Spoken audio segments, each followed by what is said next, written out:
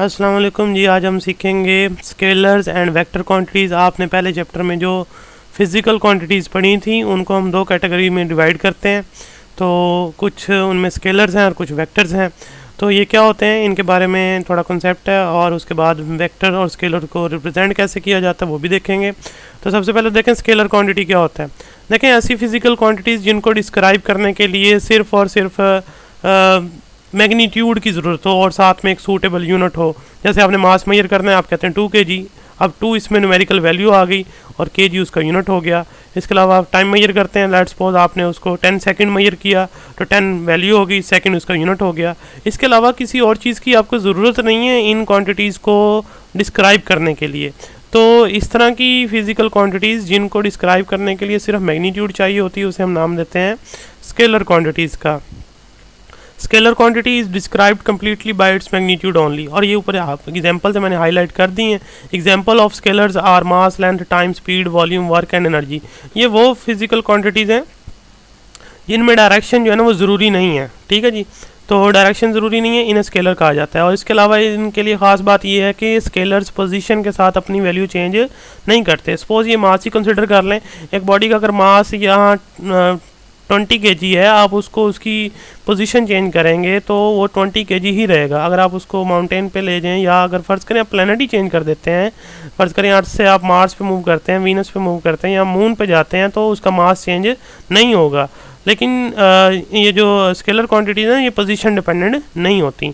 अब आते हैं वेक्टर क्वांटिटीज़ की तरफ। वेक्टर क्वांटिटीज़ जो होती हैं उनको डिस्क्राइब करने के लिए पहली बात तो ये कि मैग्नीट्यूड तो चाहिए ही है, लेकिन उसके साथ डायरेक्शन भी एसोसिएट है। यानी जब तक आप डायरेक्शन नहीं बताएंगे इस क्वांटिटीज़ की जो डिस्क्रिप्शन है वो कंप्लीट नहीं हो पाएगी। जैसे फोर्स है, अब फोर्स फ़र्ज़ करें आप लगाते हैं एक बॉडी के ऊपर, अब दो बातें आती हैं इसमें। फोर्स 10 न्यूटन होगी, 20 न्यूटन होगी, और फिर दूसरा फोर्स किस डायरेक्शन में होगी, ये बात मैटर करती है। तो अब डायरेक्शन बताना ज़रूरी होता है। तो जब तक आप डायरेक्शन नहीं बताते तो तब तक वो फिज़िकल क्वांटिटीज़ फुल डिस्क्राइब्ड नहीं होती। तो ये वेक्टर क्वांटिटीज़ हैं। Vector quantity is described completely by magnitude and direction. इसकी एग्जाम्पल ये हाईलाइट की गई हैं। Example of vectors are velocity, displacement, force, momentum, torque, ये इसकी एग्जांपल्स है। इनमें क्या होता है, डायरेक्शन ज़रूरी होती है, विदाउट डायरेक्शन वो इनकम्प्लीट है। और दूसरी बात ये कि वेक्टर क्वांटिटीज़ जो होती हैं वो टाइम उसे पोजीशन के साथ अपनी वैल्यू चेंज कर लेती हैं। जैसे जैसे फ़र्ज़ करें आप वेट को एग्जांपल के तौर पे लेते हैं। वेट जो होता है वो वेक्टर क्वांटिटी है, और वो फोर्स है वो डाउनवर्ड होती है toward the centre of the earth. और अगर आप किसी और प्लेनेट पे जाते हैं तो वहाँ पर जो वेट होगा वो डिफरेंट आएगा, क्योंकि जो वेट होता है वो मास और ग्रेविटेशनल एक्सेलरेशन पे डिपेंड करता है। और ग्रेविटेशनल एक्सेलरेशन जो है वो वेक्टर क्वांटिटी है, और वो मास ऑफ द प्लेनेट पे डिपेंड करती है, और हर प्लेनेट का मास सेम नहीं होता। इस तरह जो वेक्टर क्वांटिटीज़ हैं वो पोजीशन डिपेंडेंट है। पोजीशन चेंज करेंगे वेक्टर की वैल्यू चेंज हो जाएगी, यानी डायरेक्शन चेंज होगी वेक्टर की वैल्यू चेंज हो जाएगी।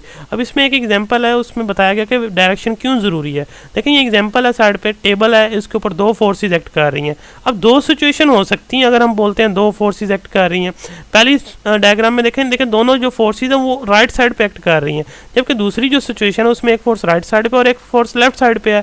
अगर ऊपर वाली सिचुएशन में देखें टेबल मूव कर लेगा अगर फोर्स इनफ हुई टेबल को मूव करवाने के लिए। अब जबकि नीचे वाली जो फोर्सेस देखें वो इक्वल और ऑपोजिट डायरेक्शन में है, तो यहाँ सिचुएशन डिफरेंट है और यहाँ डिफरेंट है, और इनका रिजल्ट भी डिफरेंट होगा।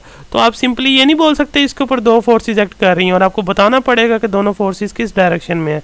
यहाँ दोनों फोर्सेस राइट साइड पे और यहाँ एक राइट साइड पे और एक लेफ्ट साइड पे है।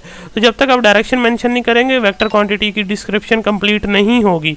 उससे आगे नेक्स्ट चलिए, रिप्रेजेंटेशन ऑफ वेक्टर है। ये शॉर्ट क्वेश्चन है। देखें वेक्टर को और स्केलर को डिफरेंशिएट करने के लिए हम क्या करते हैं, लेटर्स तो हम यूज़ करते हैं, ऑलरेडी भी हम सिंबल्स यूज़ करके आए हैं पहले चैप्टर में, तो यहाँ भी वही अल्फ़ाबेट्स यूज़ करेंगे। स्केलर सिंपल लिखते हैं, लेकिन वेक्टर के लिए हम क्या करेंगे, उनके ऊपर लाइन डालते हैं या एरो डालते हैं या बोल्ड करके लिखते हैं उनको। ये उनका मैथमेटिकल मेथड है लिखने का। उसके बाद दूसरी चीज़ क्या है कि ग्राफिकल मेथड भी चूज़ किया जाता है एक वेक्टर को रिप्रेजेंट करने के लिए। उसके लिए क्या है, एक स्केल होना चाहिए। अकॉर्डिंग टू स्केल आप एक लाइन ड्रा करते हैं।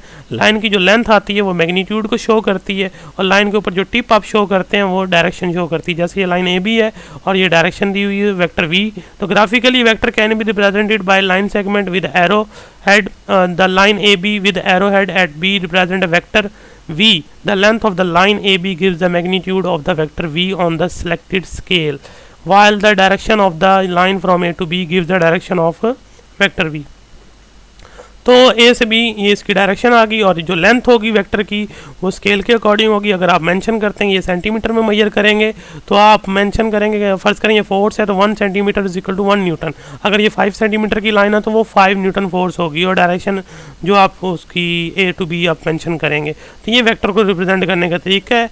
तो ये आपका आज का लेक्चर था। नेक्स्ट आप पोजिशन और डिस्प्लेसमेंट, डिस्टेंस डिस्प्लेसमेंट और स्पीड के बारे में सीखेंगे। Till then